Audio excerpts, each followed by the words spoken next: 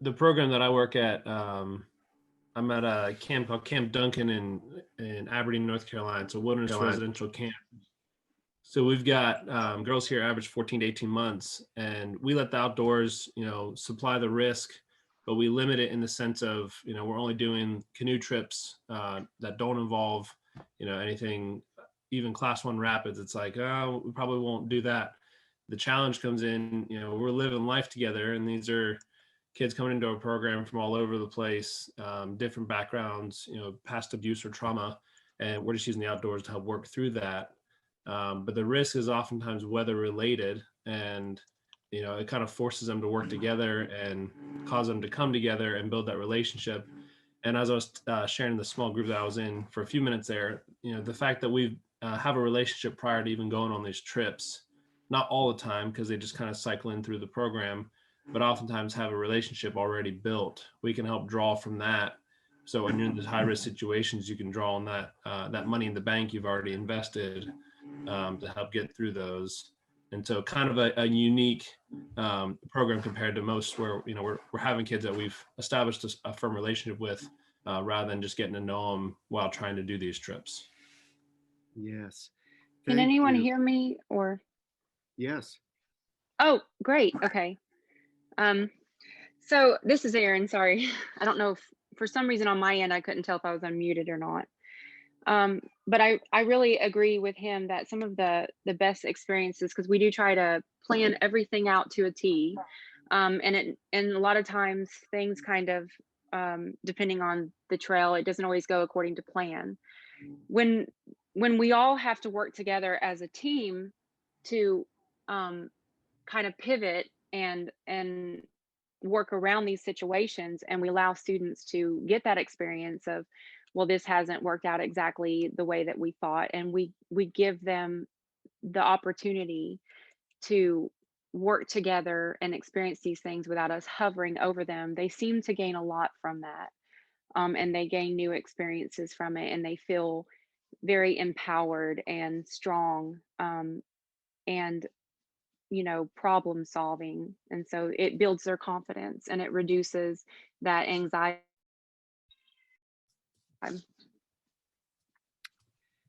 Thank you. So I'm going to move us along here, maybe just to one or two of the other questions. It seems from the brief conversation thus far, there is value in risk in our programs, and yet question number 3 poses the point: are our programs holding on to paradigms? In other words, the value of risk and challenge, or the way in which it's implemented, that are no longer relevant for today's participants. And wonder if one or two folks have any thoughts along those lines. I would like to kind of chime in with sort of a different angle from what the last two speakers were just saying there, and that risk is extremely important in what we do. And I don't think we should be avoiding it at all. I think we should be embracing it. We mentioned during our small group, there are other organizations and training that you can go through to make those risks acceptable. Like we have someone Swiftwater certified, Wilderness EMT, or both AMGA certified. There are ways to embrace that risk instead of avoiding it. I'd love to jump in on that and build on that point. This is Steve Smith, zooming in from Seattle. And I think Christine Norton in her speech this morning beautifully touched on this idea that not everyone needs the same kind of risk. And I think that one of the paradigms that we may hold on to is this notion that all of our participants need us to manufacture some kind of synthetic risky experience, a ropes course, or ratcheting up the risk in something by making them do it blindfolded, or finding ways to create risk and a perceived risk in the participants, because they don't get enough of it in their real lives. And that it's our job to provide them with something that they're not experiencing in their real lives. And for a certain privileged group of participants, I'm certain that is true. However, as Christine also said, not everyone needs exactly the same kinds of risk. And, for some participants, I think, they're there to benefit from being in a safe place, being in a group that's supportive. being mentored through the challenges and given the opportunity to decline a challenge if that's something that they don't have a chance to do in their real lives as much. So, I really think that this is a nuanced question, and I absolutely, we couldn't remove the risk from these activities if we wanted to. There is inherent risk in going down the river, climbing a rock, being out of your comfort zone, being in a new group, being in the wilderness. And I think what we need to continue to get better at as an industry is tailoring our approach to the participants' needs so that we're optimizing their exposure to risk and not just delivering the same kind of experience unilaterally. So I hope that is in the spirit of maybe question number 3, an old paradigm that we can hang on to the value of risk while tailoring it to the unique needs of the participants. Mhm. This question made me think of I think it's an old Outward Bound video of an instructor basically putting his boot on a student's chest and shoving him down a cliff edge on a rappel.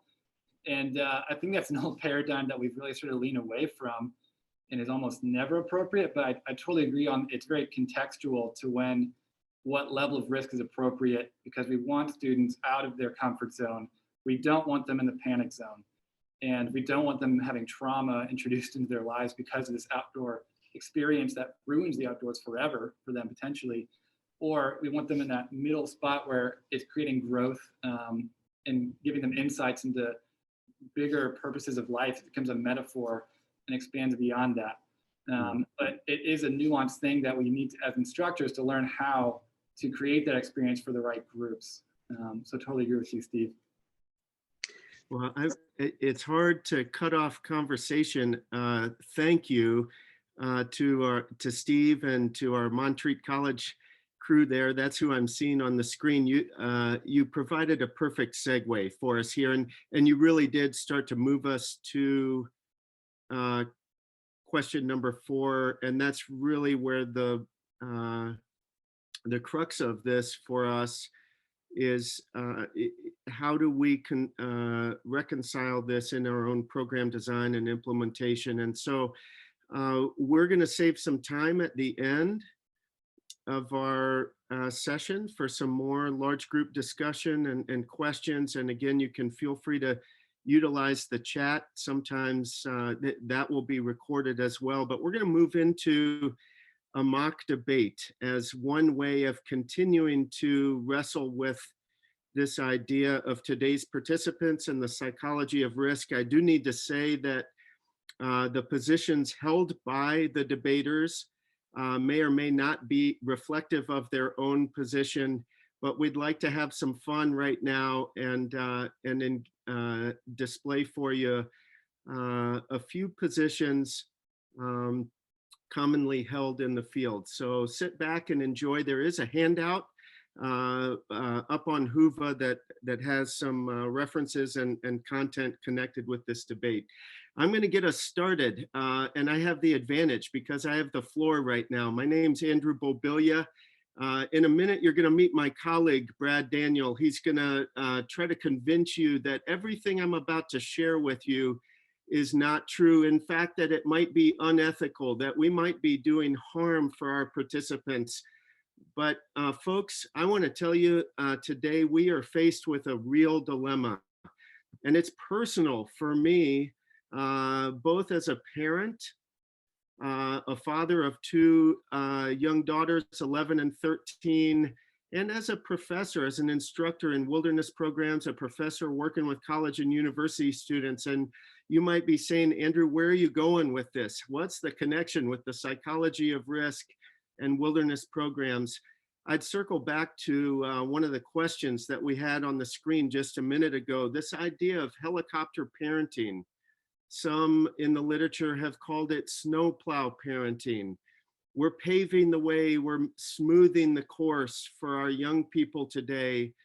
And with all due respect and for my wonderful students, what I do see on my college campus, and I hear from colleagues around the country, is that oftentimes we're receiving college students onto our campuses that are less prepared for the transition into adulthood. And those are very real scenarios. So as I share with you, I put the hat as a parent and the hat of a professor. It's because I'm deeply concerned about what I'm doing or not doing that may be better preparing my own daughters to move into young adulthood. What's the connection with wilderness programming?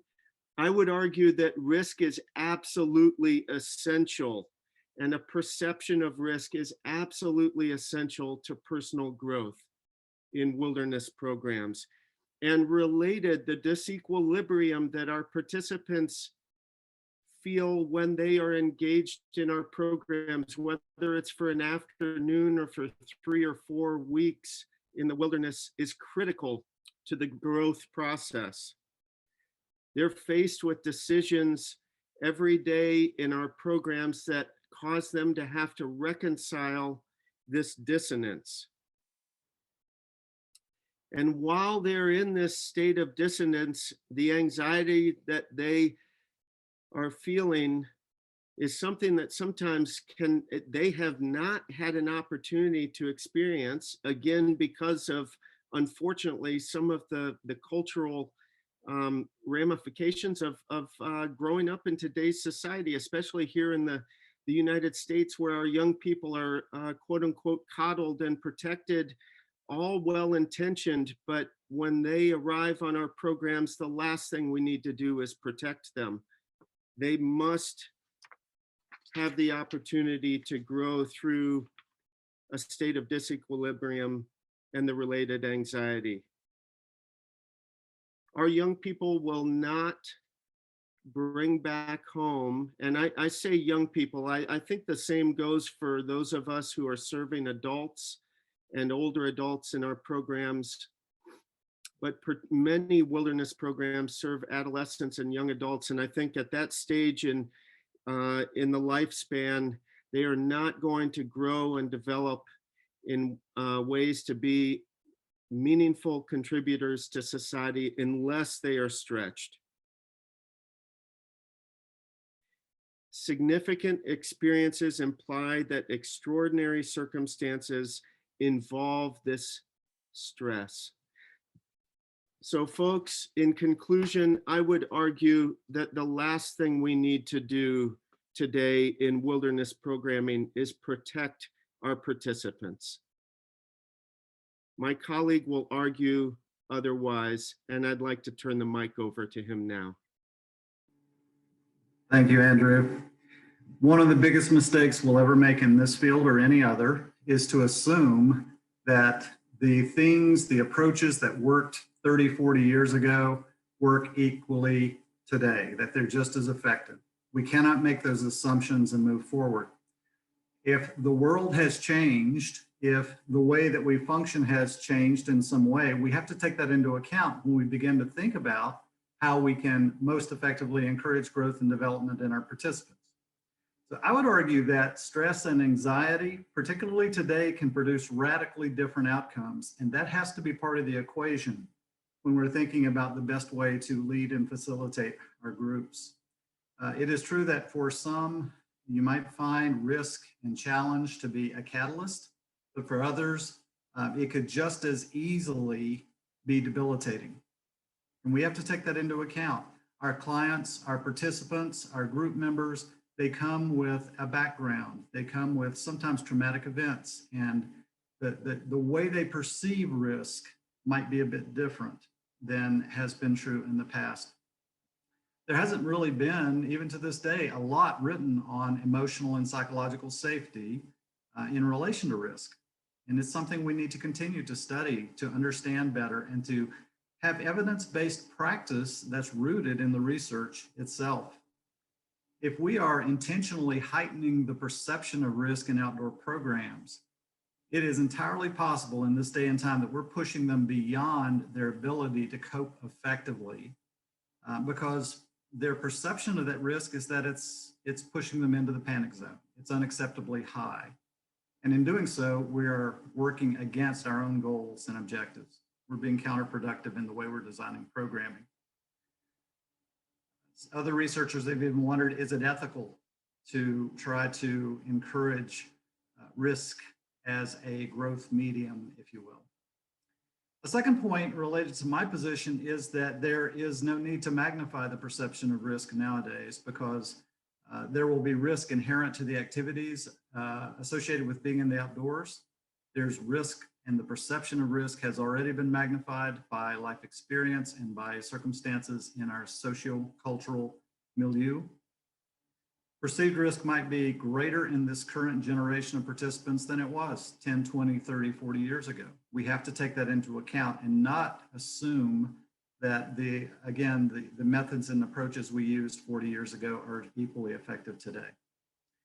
Positive psychology has really grown in the field of psychology over the course of the last 20 and 30 years, and it really looks at re-examining what promotes growth and development in individuals. And it would argue that growth tends to be inspired and encouraged when positive factors are actually present and a part of the equation, as opposed to this notion that dynamic tension and challenge and disequilibrium are the natural pathways to growth. So I would argue that there's a better way to optimize personal growth and change, and that is when we, keeping Maslow's theories in mind, we pay attention to safety and security and comfort. And we recognize that our participants may already have an enhanced or magnified view of what risk is, such that it does not encourage growth and development for them. Instead, it pushes them outside of their comfort zone so far that growth is actually inhibited. For positive reasons, and within the context of supportive communities, growth can occur with positive factors instead of negative or challenging factors. The current conventional wisdom in psychology is that people often need security and safety and predictability in order to feel free to work on change. So by creating those circumstances in our work with groups and participants, we are creating an incubator that might very well be more effective in encouraging growth than focusing more on stress and challenge and disequilibrium and dissonance, as was true 30 or 40 years ago. It's also important because we need to minimize our growth while maximizing risk. We live in a day and time, maximize our growth while minimizing risk. And we need to do that because we live in a day and time when all it takes is one accident to put a program completely out of business. And that program would no longer have the opportunity to really encourage growth or to help people expand their comfort zones if it's out of business. So there's some practical aspects of this that I think would argue for decreasing risk as well. And then finally, my last point would be that we must re-examine the paradigm for our current students. We cannot, again, and I circle back to this, we cannot, again, assume that people are responding to risk and challenge and disequilibrium and dissonance in the same ways that they were 10, 20, 30, or 40 years ago. Things have changed, times have changed, and what if we could produce circumstances through positive factors and supportive communities that would encourage growth and development much more effectively in this day and time than risk and challenge and disequilibrium. I think emotional safety and stability is the pathway that we should follow with the clients that we're working with today in order to make those changes a real possibility. Thank you.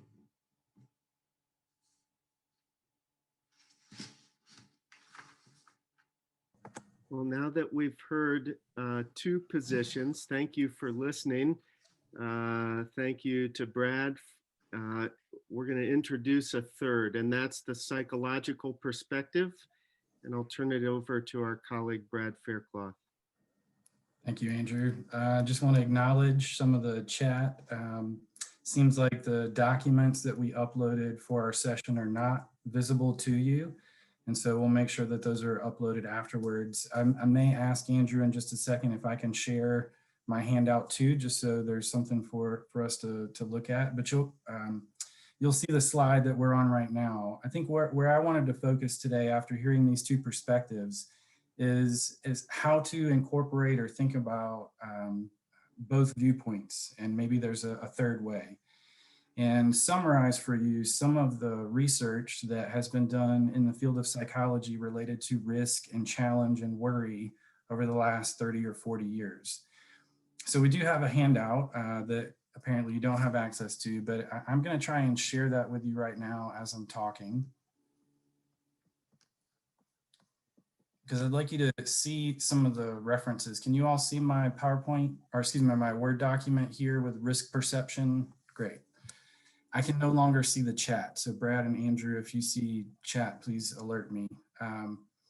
You know, there are really three areas that I wanted to talk about briefly. One are kind of the cognitive effects or some of the cognitive issues related to research and risk. And in particular, risk perception, how people come to judge, evaluate, and ultimately make decisions about risk. And it's pretty clear that there's both subjective and cultural contextual components to risk perception. So we each bring our own unique perspective and our own experiences, but that's also informed by our culture and our context. And we've heard a lot of that in the comments already today as we were going through those questions. The idea of the World Risk Society here is an idea that, as you've also mentioned, risk is not distributed equally. People experience risk in a very unique, idiosyncratic way. And we also know that certain people have a much larger and more influential voice when it comes to communicating about risk, potential risk situations. And I gave an example here of the MMR vaccine. And if you know about the history of this, eventually it became a hot button topic for people potentially being a cause for autism. And we know based on scientific evidence that there is no precursor or prediction of the MMR vaccine as it relates to autism. And yet the vocal, there are people in the country have a much larger voice, a much louder voice when it comes to this. And so that can override the quote unquote scientific evidence as it relates to risk perception for people. And this example was about measles and vaccines, but just think about hiking or backpacking or whitewater rafting and the kinds of risk messages that are being shared by various constituents. The precautionary principle. Again, the idea here is that, you know, cognitively, are we putting ourselves in a position when we have overt challenge and risk that somehow limits our ability to learn? And if we use more precaution and we go into things with maybe more risk mitigation, that might allow for greater learning. And as you've heard from these two perspectives, it really depends on what end of the spectrum you fall on here as to which way you lean on that topic. So some of the areas where we've seen research around risk and cognition, specifically about thought processes, information processing, so how people process information, especially when they're in heightened states of arousal, physiological arousal, and our ability to accurately appraise risk and then make decisions. Perceptions of hazards, the difference between risk reactions of different people. You can see in each one of these areas, there's considerable individual differences and also cultural components that would play into that. And just so that I'm not focusing only on the value of risk, I also wanted to include here the defense of precaution. And there has been quite a bit of work done looking at precaution and how being cautious and preparing for potential risky events can lead to better learning situations.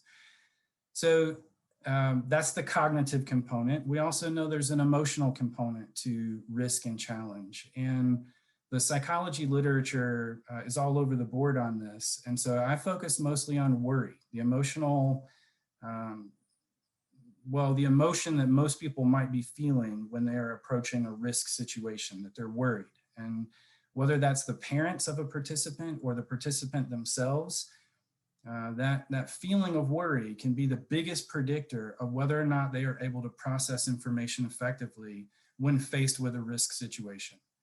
And so knowing, I think, there were some comments from Brian and others in the chat, knowing trauma background, understanding kind of emotional triggers or anything that may cause worry and anxiety for participants could help to plan for those ahead of time and also maybe mitigate those up front. And then the last section of the handout really looks at theories and frameworks. And I've already mentioned a couple of these in the chat and my comments, but understanding the mental model that your participants are operating under can also help you as you plan to market for certain activities, as you plan to train your staff to lead outdoor activities, as you are actually on expeditions and incurring certain risk situations. Doing a mental model assessment of your participants and your clientele can help you in many ways prepare for those risks. And I think there's still a question in the literature about, is it our job to explain the risk in such a way that we're persuading people to take that risk, even though there are clear, there's risks involved? Are we supposed to be persuasive in our message, or are we supposed to just be factual? Christine mentioned earlier, it's challenged by you're volunteering, basically. You're accepting to do this challenge because you would like to do so. So understanding that situation in the mental model of your participants will allow you to address that directly with your program. The second model that I would like to point out is the social amplification of risk framework. And it's a very complex model that I did not include here on the slide, but it helps to understand the sources of influence that people may receive when they're perceiving and also evaluating risk. And so understanding how all of those relate to one another and create ripples in an ecological kind of way can also help programs as they prepare for risk and try to mitigate those risks for their clients. And then I ended with identity because for me personally, I think this is an issue I'm concerned about as it relates to risk. It's not just the perception of the risk and whether or not I feel like this program has put measures in place to reduce or mitigate that risk. It's about my identity. And if this activity in some way risks or represents a challenge to my sense of self and my own identity, then it may very quickly mean that I do not want to engage in that risk. And so how do we as programmers, trainers, programmers, practitioners, researchers, how do we approach these risk situations from a perspective of identity and helping people protect their identity, even though they might be going through a challenge or risk that they could fail at? So this is not an exhaustive list of resources. This is just a short summary of some of the work that's been done on psychology and risk. And we wanted to make sure to include this discussion today, especially after the mock debate. And from here, we're going to move into a larger group discussion and look at some questions related to risk. And so I hope that both the mock discussion and my summary of some of the literature serves as a good precursor as we go into this large group discussion.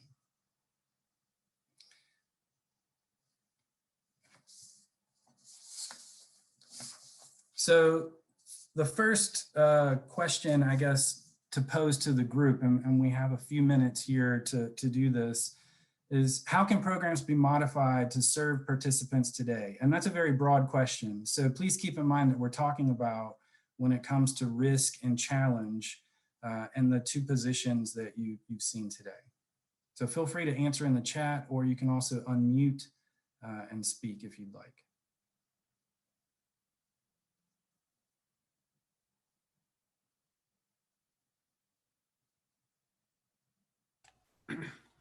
I understand that we all have different backgrounds and different emphasis of our programs, what we're trying to accomplish. And so we all face unique challenges in that sense. But I think it's possible in today's climate to be able to have a structure, have a program that there's structure, routine, predictability, things that I guess kids in today's day and age really need or feel like they need, or we've noticed that they need. And then within that, have elements of risk that, because they have that structure, routine, and predictability, that when that risk comes, or when we implement that risk or facilitate that risk, they have that secure structure, that foundation that makes that conducive to growth and then responding in a positive way. Thank you, Bradley. Looking to my co-presenters, Brad and Andrew. Do either of you want to respond to that, or does somebody else have a response for Bradley?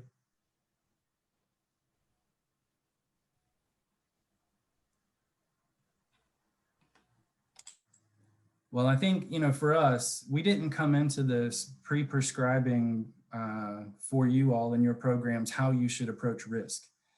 We wanted to raise the question today through this presentation about what is the value of risk in today's programs, and how to best approach risk as it relates to program outcomes for your participants. So as a researcher, I'm interested in better understanding risk in the context of particular kinds of programs with particular populations. But we wanted to open up the floor at the end here, this last 10 minutes, to general conversation and discussion, questions around risk, and maybe even your experiences with risks in your program. And Brad, there is some good comments coming in the chat related to the need for mental first aid training and clinical first responder type training that's becoming more and more common in various forms as a part of our field and a part of our profession now, which is very important. There's some good comments in the chat about that. Yeah, and I'm going to pick up on Emma's comment here too. I totally agree with you. We need to make sure that the level of risk and the level of skill are matched in such a way that the participant doesn't feel overwhelmed, or likewise, that they're not bored and sitting on the bank watching everybody else engage in the activity. So it is a matter of balancing those things. I think what I'm trying to point out here today is, beyond the individual person, there are other things to consider, like the culture they come from. We've heard people recognizing trauma backgrounds, understanding not just the sample or the population you're working with, but their backgrounds in a more holistic way. From one of the questions that was posted much earlier on, other than the kind of mental first aid, are there any other types of trainings that people can take to help mitigate psychological risk? Well, so I don't know that I could give a list of trainings right now, but I'd be happy to provide something as a follow-up. We could put it in the chat, or maybe even in Whova in some way. I would say, there's part of me that cautions against having everybody go out, run out, so to speak, and starting being trained in mental health areas, because that's a particular background and discipline that maybe you don't, not every outdoor educator is going to have that particular background. So being able to partner with people and to work with organizations that do have folks who are trained and certified and licensed to provide those kinds of services, I think is really important. If you're going to be taking people out in the backcountry and it's going to be risky, have somebody on staff that is qualified to do so.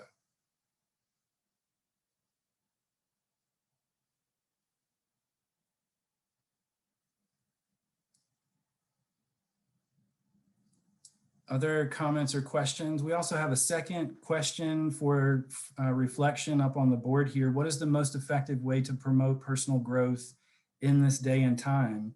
I think the three of us were interested in kind of posing a question to you. What is the value of risk? Is risk still valuable in the context of outdoor education or outdoor programs? And so this question is trying to get at that. What is the most effective way to promote growth?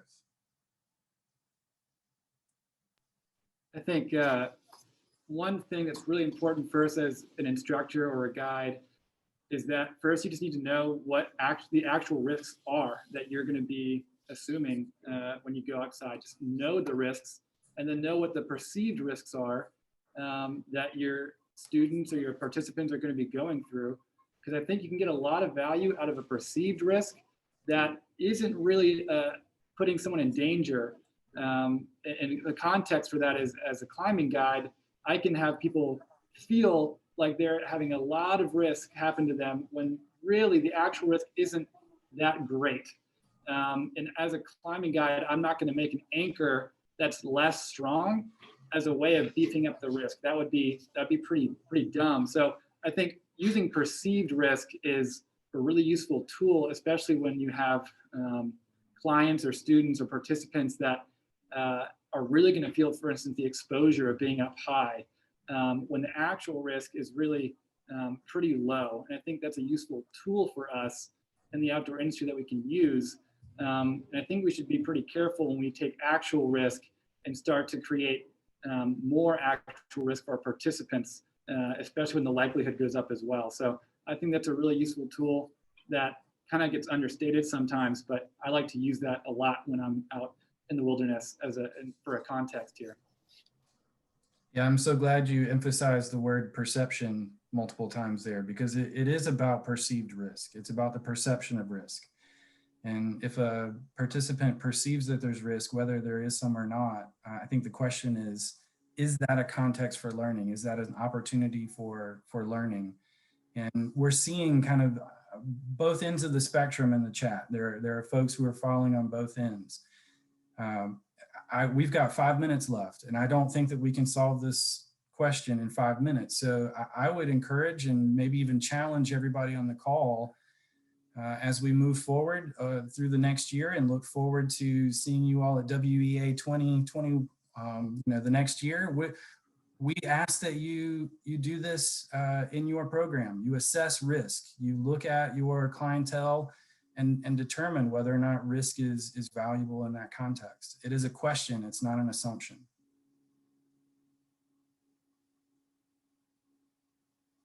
And Brad, I might just add something, something practical that's come out of some of our research looking at student autonomy in wilderness programs.